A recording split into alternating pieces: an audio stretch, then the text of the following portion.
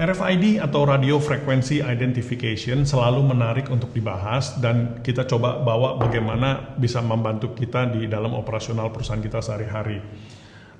Apa bedanya barcode dan RFID? Saya punya 18 box yang sudah saya berikan barcode ya, atau QR code dan tag RFID di dalamnya. Masing-masing box ada RFID-nya di dalamnya.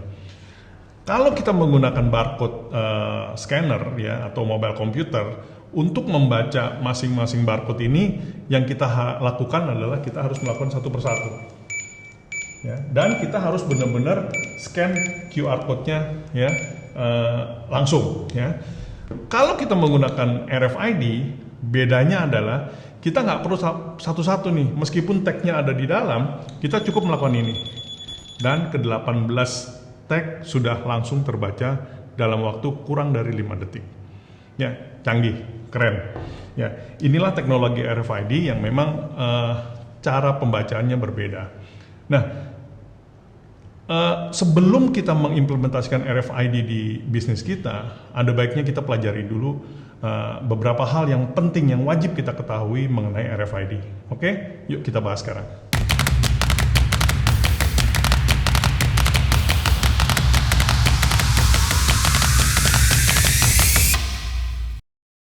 Yang pertama komponen RFID. Jadi RFID itu hanya punya dua komponen, yaitu reader dan tag. Ya, cara kerjanya adalah reader ini akan memancarkan sinyal yang akan diterima dan dipantulkan kembali oleh si tag ini. Ya, jadi tag ini punya chip dan antena yang memang tugasnya bisa mengembalikan sinyal ke reader. Jadi jarak baca antara reader dengan tag ini itu sangat dipengaruhi oleh kualitas reader dan juga kualitas tagnya. Oke, model seperti ini kita bisa baca hingga 15 meter, itu cukup jauh. Ya. Kemudian reader ini sendiri ada yang modelnya handheld seperti ini, ada yang modelnya fixed reader atau biasa ditaruh di gerbang sehingga menjadi portal, ya kayak gate gitu. Kalau barang yang dilengkapi dengan RFID lewat di bawahnya, dia akan otomatis terdeteksi. Ya, itu adalah RFID yang fixed reader. RFID sendiri sebenarnya ada dua, ada aktif dan pasif. Bedanya adalah kalau yang aktif, tag-nya ini punya baterai di dalamnya, ya, sehingga dia bisa memancarkan sinyal yang lebih jauh. Bahkan katanya bisa sampai 200 meter. Cuman memang tidak umum dipakai karena selain mahal, juga bentuknya tebal, ya, karena ada baterai di dalamnya. Jadi yang biasanya dipakai adalah yang pasif, UHF, ultra high frequency seperti ini. Oke, itu adalah komponen RFID-nya. Yang kedua adalah batasannya. Ya, RFID punya kelemahan, yaitu dia tidak bisa ditempelkan pada barang yang mengandung banyak air atau mengandung metal. Ya, jadi sebenarnya prinsipnya adalah dengan ditempelkan di barang yang banyak air atau metal, si tag-nya ini tidak bisa memantulkan sinyal kembali ke reader. Ya, kita coba ya, kita coba. Jadi saya punya sebuah tag yang saya bisa baca dengan baik. Kalau saya tempelkan di metal, ya, kan berhenti dia akan mati, nggak bisa didetek lagi, meskipun saya pencet. Ya. Oke, begitu juga kalau saya tempelkan di barang yang punya banyak air, dia masih bisa dibaca tapi susah, sih, ya. Oke.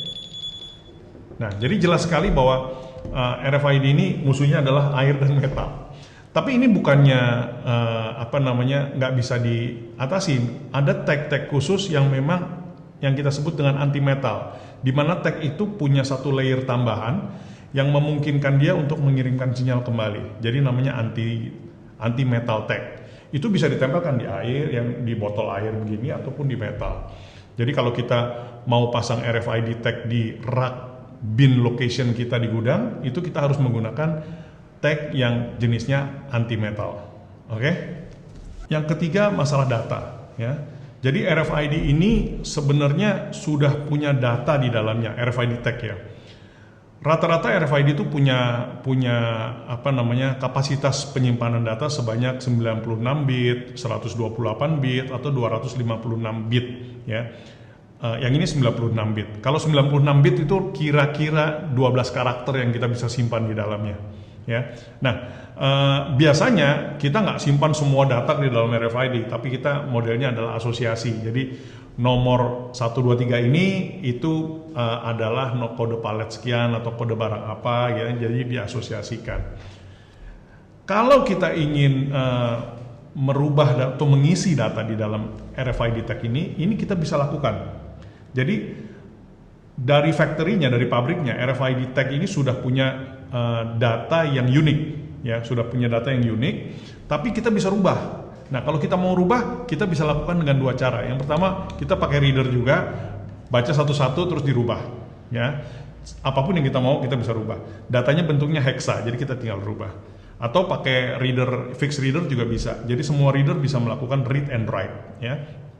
Tapi tentu kalau kita mau mengisi data dalam jumlah banyak, ya, tagnya katakanlah ada 100, 1000, 10.000, nggak mungkin kita lakukan ini satu persatu. Jadi biasanya kita akan menggunakan RFID printer di mana dia bisa mengisi data sekaligus mencetak datanya di luar labelnya ini, ya, sehingga prosesnya akan jadi sangat cepat. Yang keempat adalah implementasi. RFID ini teknologi yang cukup menarik gitu ya, cara bacanya itu menarik, tapi implementasinya juga tidak semudah yang kita bayangkan. Ya, contoh, ada hal-hal tertentu yang memang membutuhkan proses tambahan. Ya, contohnya kita mau opnam nih, atau kita mau melakukan scan, tapi hanya box yang di samping kanan aja. Ini nggak bisa kalau pakai RFID, karena selama dalam radius bacanya si RFID reader ini, maka kita akan dapat baca semuanya. Saya nggak bisa cuma baca yang tengah ini aja atau yang sebelah kanan ini, nggak bisa. Semuanya akan terbaca, gitu.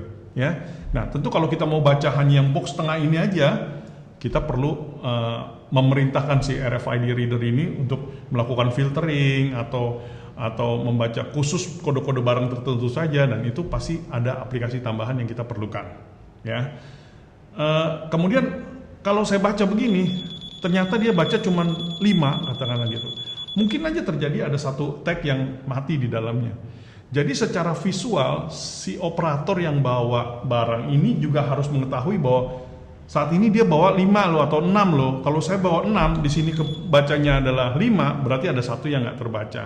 Ya, nah ini juga butuh SOP tambahan. Biasanya kalau kita lewatin satu gerbang, RFID yang terbaca katakanlah 98, padahal harusnya 100, kita butuh ada warning system atau ada display untuk memastikan si operator tahu berapa harusnya yang dibawa. Ya, karena bisa aja terjadi RFID gagal untuk baca salah satu atau salah dua di dalamnya. Ya. Yang terakhir adalah biaya, masalah biaya. Memang implementasi RFID seringkali berbenturan dengan masalah investasi, masalah biaya. Ya, device-nya memang sedikit lebih mahal dibanding dengan reader biasa atau pakai barcode. Ya, printer RFID lebih mahal daripada printer barcode. Mobile computer RFID jelas lebih mahal dengan mobile computer biasa. Tapi komponen yang biasanya paling memberatkan adalah di tag. Ya, tag ini kalau kita menggunakan QR code paling juga Rp100 satu tag seperti ini. Tapi kalau kita menggunakan RFID, cost-nya bisa di sekitar Rp2.500. Jadi hampir 25 kali lipat gitu ya. Tapi penggunaan tag ini juga bisa kita atur, ya. Biasanya tag ini dipasang pada palet, ya, atau di satu palet gitu ya, bukan di satu barang. Kalau memang kita pakainya untuk penggunaan di gudang. Biasanya satu palet tuh satu tag, sehingga kita bisa tracking, oh satu palet ini isinya 100 karton barang A gitu ya, dengan expiry date kapan, ya, Vivo-nya kapan dan sebagainya.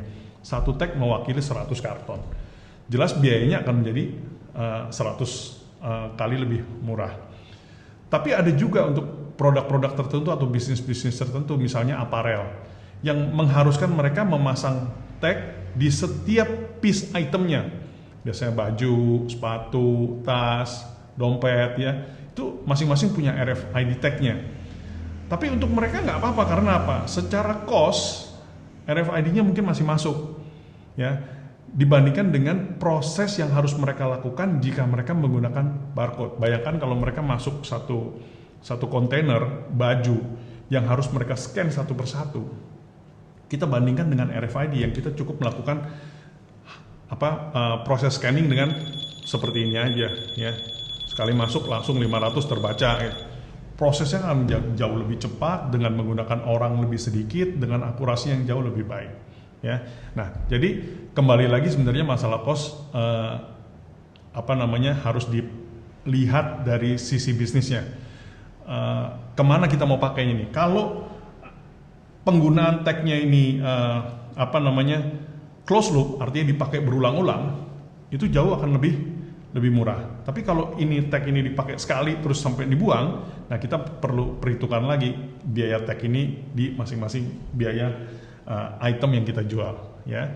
Tapi tentu proses produktivitasnya, efisiensinya, speednya, segala itu akan jauh lebih meningkat, ya. Nah, memang implementasi RFID juga bukan hanya itu aja, tapi SOP kita harus lakukan perubahan, kemudian mungkin kita harus siapkan hal-hal tertentu atau software atau aplikasi-aplikasi yang khusus untuk bisa mengimplementasikan RFID ini di usaha kita. Demikian